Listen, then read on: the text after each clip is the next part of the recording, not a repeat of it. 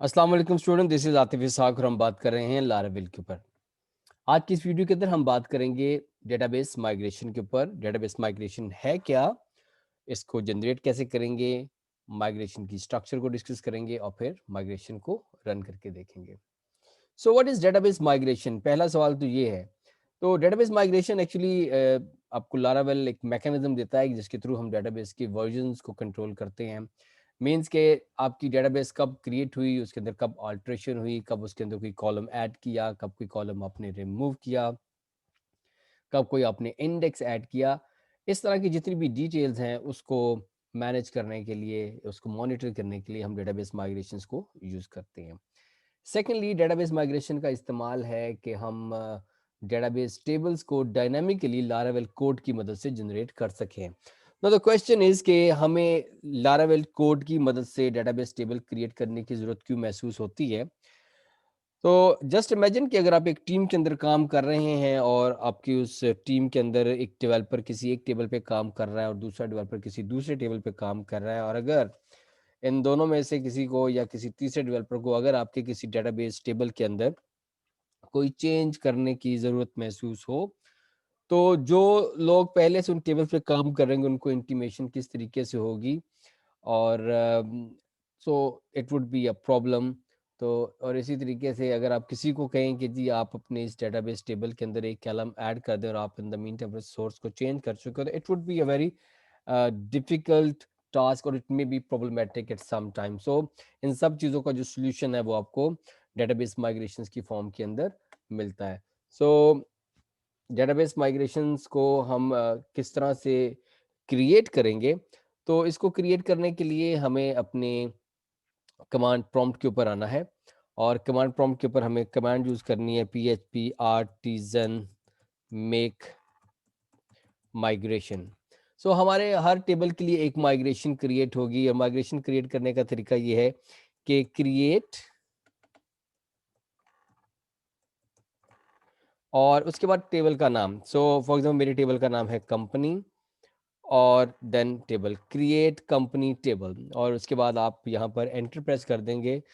Sorry the spelling mistake हो गई यहाँ पर। सो php artisan। सो माइग्रेशन जो है वो क्रिएट हो गई।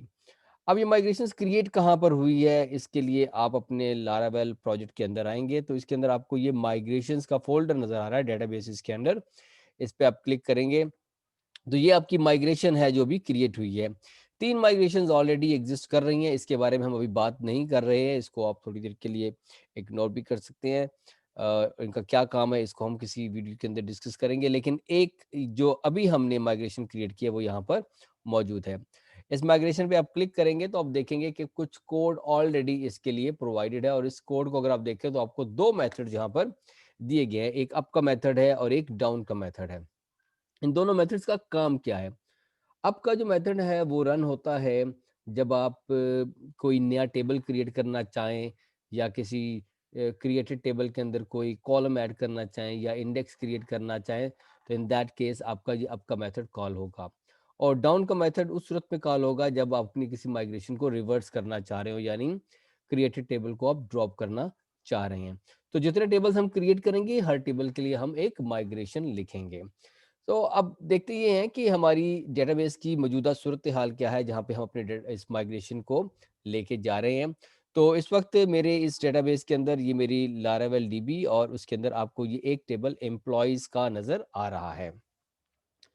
तो हमने अब इस लारावेल डेटाबेस के अंदर अपनी माइग्रेशंस को जब चलाएंगे तो वो जो मेरे टेबल हैं वो यहाँ पर क्रिएट हो जाएंगे। अब बात कर लेते हैं कि ये जो कोड ऑलरेडी है इसके अंदर ये स्कीमा एग्जिस्ट करता है और इसके अंदर 2 फील्ड्स एग्जिस्ट करती हैं, एक आईडी है और एक टाइम स्टैम्प है। आईडी जो है ये प्राइमरी की तरह काम करेगी, और अगर मैं इसके अंदर कुछ नए कॉलम्स ऐड करना चाहूँ तो मैं कर सकता हूँ। वो कैसे ऐड करूँगा कि टेबल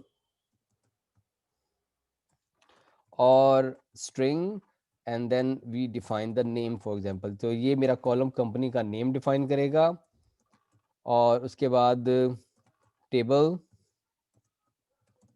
स्ट्रिंग और एड्रेस, ये मेरी कंपनी का एड्रेस डिफाइन करेगा। सो क्या है यहाँ पर जी, मेरे कंपनी के टेबल के अंदर 1, 2, 3 और 4। तो 4 फ़ील्ड्स क्रिएट हो रही हैं, इनफैक्ट 5 फ़ील्ड्स क्रिएट होंगी, क्योंकि जो टाइम स्टैम्प्स है, ये एक्चुअली आपकी डेटाबेस के अंदर 2 फ़ील्ड्स क्रिएट करेगा, एक क्रिएटेड एट और एक अपडेटेड एट के नाम से। तो अब देखते हैं कि हमने इस माइग्रेशन को माइग्रेट कैसे करना है। तो इस माइग्रेशन को माइग्रेट करने के लिए एक दफ़ा फिर आपको अपने कमांड प्रॉम्प्ट के अंदर आना है और कमांड लिखनी है php artisan migrate। जैसे ही मैं यहाँ इस कमांड को लिख के एंटर प्रेस करता हूँ तो मेरी माइग्रेशन जो है वो स्टार्ट हो जाएगी। सबसे पहले आपने एक चीज़ गौर की है कि लिखा हुआ है कि माइग्रेशन टेबल क्रिएटेड सक्सेसफुली, और उसके बाद आपकी माइग्रेशन स्टार्ट हुई हैं फॉर द एग्जिस्टिंग टेबल्स। तो जितने मेरी माइग्रेशंस थी, 4 मेरी माइग्रेशंस थी, वो 4 की 4 माइग्रेशंस जो यहाँ से चल गई हैं। अब अपने डेटाबेस में जाते हैं और देखते हैं कि वहाँ पर एक्चुअली कितने टेबल्स क्रिएट हुए हैं। सो जब भी आप माइग्रेशन चलाएंगे तो एक एक्स्ट्रा टेबल जो है वो क्रिएट होगा और वो टेबल होगा माइग्रेशंस के नाम से। तो कंपनी का टेबल हमने अपनी माइग्रेशन खुद से लिखी थी। Failed jobs, password resets and users, ये 3 माइग्रेशंस लारावेल प्रोजेक्ट के साथ ऑलरेडी अवेलेबल थी। माइग्रेशंस का टेबल खुद से क्रिएट हुआ और एम्प्लॉयज का टेबल हमारा मैनुअली क्रिएटेड टेबल था। तो अब अगर आप इस माइग्रेशन के टेबल के ऊपर गौर करें तो आप देखेंगे कि माइग्रेशन का टेबल क्रिएट क्यों होता है। तो ये वो टेबल है जो आपकी माइग्रेशंस की तमाम डिटेल्स को अपने पास स्टोर करेगा कि आपने कब कब माइग्रेशंस जो है वो की हैं। तो यहाँ पे आपको नज़र आ रही है कि हर माइग्रेशन के अगेंस्ट एक आईडी असाइन हुई है और उन तमाम माइग्रेशंस को जो एक साथ चली थी उसको एक बैच नंबर भी असाइन हुआ। तो अब इसके बाद अगर मैं कोई दूसरी माइग्रेशन चलाऊंगा तो उसका बैच नंबर 2 होगा और इस तरीके से हर माइग्रेशन को एक बैच नंबर भी असाइन हो जाएगा। इसी तरीके से हमने जो अपना टेबल क्रिएट किया है वो है कंपनी का टेबल, और आपने देखा कि इस टेबल के अंदर एक आईडी है, नेम है, एड्रेस है। ये दो नेम और एड्रेस की वो फील्ड है जो मैंने खुद से ऐड की थी, आईडी वाले से पहले से मौजूद था। क्रिएटेड एट और अपडेटेड एट, ये वो दो फील्ड्स हैं जो कि टाइम स्टैम्प की वजह से क्रिएट हुई हैं। सो जब भी आप अपनी माइग्रेशंस को चलाएंगे तो जितनी आप माइग्रेशन टेबल्स माइग्रेट करेंगे उनसे एक एक्स्ट्रा टेबल क्रिएट होगा और वो माइग्रेशंस का टेबल होगा जो कि आपकी माइग्रेशंस की इंफॉर्मेशंस को मेंटेन कर रहा होगा।